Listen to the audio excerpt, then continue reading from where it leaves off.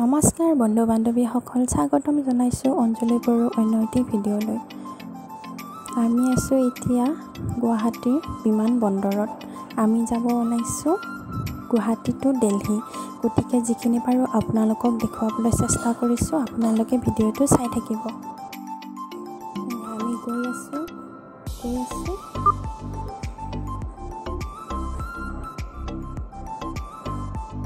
এইখিনিতে আমাক ছিকিউৰিটিয়ে চেক কৰিছে ভোটাৰ কাৰ্ড, আৰু ভোটাৰ কাৰ্ডত চাইছে আমাৰ মুখবিলাখনক চাইছে, মানে ফটোখন মিলিছেনে নাই, আমাৰ অৰিজিনেল ভোটাৰ কাৰ্ড হয়নে নহয় সেইটোকে চাইছে। এতিয়া আমি গৈ আছোঁ। এয়া আমি বেগ এটা আনিছোঁ, আনি পিনে ইপানে আকৌ বেগ এটা চেক কৰিছে। বেগৰ ভিতৰত বহুতো কিছুমানৰ বস্তু থাকে, সেইকাৰণে তাতে চেক কৰে। আৰু ইয়াতে লিখাই আছে কি কি আনিব নালাগে, কি কি নিব লাগে এইবিলাক। বহুতেও নাজানে, ফ্লাইটত বহুত ৰিস্ক আছে, সেইকাৰণে ইয়াতে লিখাই আছে।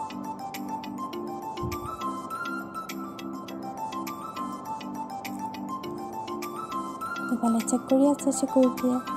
কিছুমানৰ বেগবিলাক খুলি দেখুৱাব লাগে।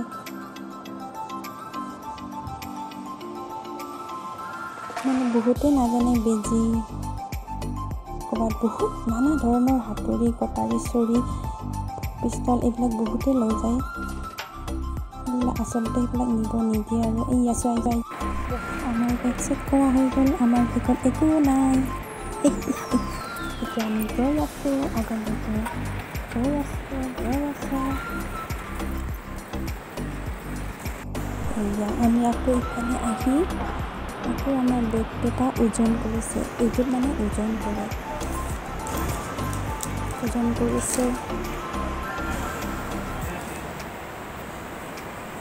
তাৰপাছত যদি বেগবিলাখনৰ ষ্টিকাৰ এই মানুহজনে চেক কৰি আছে। আৰু যদি বেছি ওজন হয়, মানে 11 কিলোতকৈ যদি বেছি ওজন হয় এক্সট্ৰা পইচা দিব লাগিব। এয়া মানুহজনে ষ্টিকাৰখন লগাই দিলে।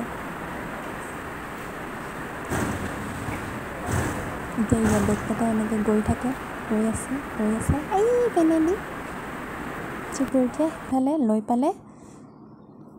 বেগকেইটা দিয়াৰ পাছত আকৌ আমাৰ নিজৰ হেণ্ডবেগ বা পিঠিৰ বেগকেইটা চেক কৰিলে। বেগকেইটা চেক কৰিলে মোবাইল, ঘড়ী চব দিব লগা হ'ল। গতিকে মই ভিডিঅ'টো কৰিব নোৱাৰিলোঁ। আকৌ আমাকো ছিকিউৰিটিয়ে চেক কৰিলে। আকৌ আমি ফাৰ্ষ্ট ফ্ল'ৰত আহিলোঁ, ওপৰত টাইম লৈ ৰখি আছোঁ।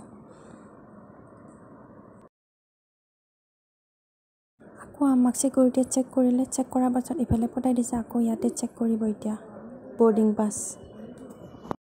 এয়া আমি ভিতৰত সোমালোঁ, নিজৰ চিটত সোমাই আহিলোঁ আৰু নিজৰ চিটত বহি ল'লোঁ।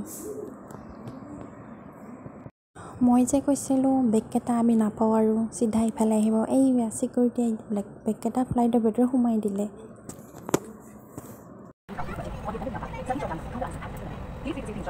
বহাৰ পিছত আমাক এয়াৰ হোষ্টেছগৰাকীয়ে সকলোকে চিট বেল্ট লগাব দিছে আৰু কেনেকৈ লগাব লাগে দেখুৱাই দিছে। আৰু যদি কাৰোবাৰ উশাহ নিশাহ লোৱাত প্ৰব্লেম হয়, তেতিয়াহ'লে অক্সিজেন মাস্কখন লগাব দিছে আৰু কেনেকৈ লগাব লাগে দেখুৱাই আছে। এয়া আমি এতিয়া উৰিলোঁ। এতিয়া আমি তৰলৈ যাই আছোঁ। চোৱাচোন কেনেকুৱা, কেতিয়াও ভবা নাছিলোঁ এনেকৈ যে ওপৰেদি যাব পাৰিম। সেইবিলাক গোটেই তুলাৰ নিচিনা, যেতিয়াই দিব মন গৈছে।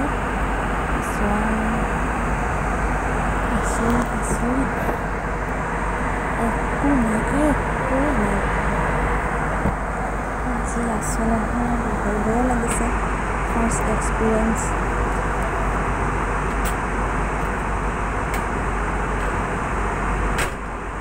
যেতিয়া ওপৰলৈ যায় তেতিয়া মোবাইলটো এয়াৰপ্লেন মেড কৰিব লাগে। মেড কৰি পৰাৰ পিছত মই ভিডিঅ' বনাই আছোঁ, যিমান পাৰে আপোনালোকক দেখুৱাই আছোঁ। এয়া আমাৰ খোৱাৰ টাইম। আমি যিহেতু ৰাতিপুৱা 3:30 ওলাইছোঁ, সেইকাৰণে ভোক লাগিছে, সেইকাৰণে ইয়াতে খাই দিছোঁ। ইয়াতে চব পাই মই মেংগো ললোঁ আৰু স্যান্ডউইচ ললোঁ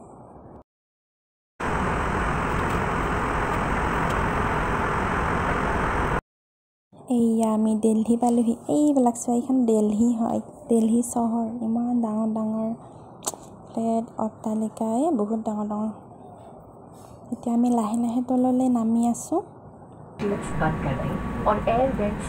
এইয়া আমি পালোহি দিল্লী এয়াৰপৰ্ট ইমান ডাঙৰ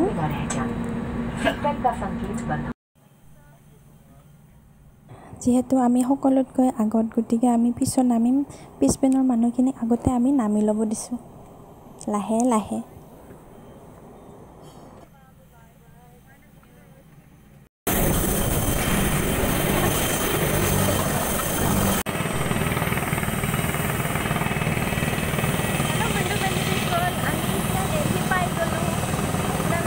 ফাইনেলি পালোহি দিল্লী এয়াৰপৰ্ট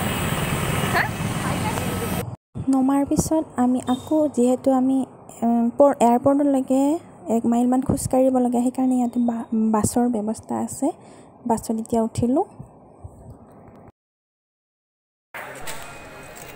নমস্কাৰ আমি এতিয়া এয়াৰপৰ্টত আছোঁ দিল্লী এয়াৰপৰ্টত আপোনালোকক অকণমান দেখাব বিচাৰিছোঁ এয়াৰপৰ্টৰ দিল্লীৰ ভিতৰতে যে এনেকুৱা বজাৰ আছে মই দেখাও নাছিলোঁ আপোনালোকে চাওকচোন ফাইনেলি আহি পালোঁ দিল্লীৰ ভিতৰত যিখিনি পাৰে আপোনালোকক দেখুৱালোঁ যদি আপোনালোকে ভিডিঅ'টো ভাল পালে তেনেহ'লে লাইক কমেণ্ট ছাবস্ক্ৰাইব জৰুৰ কৰি দিব ধন্যবাদ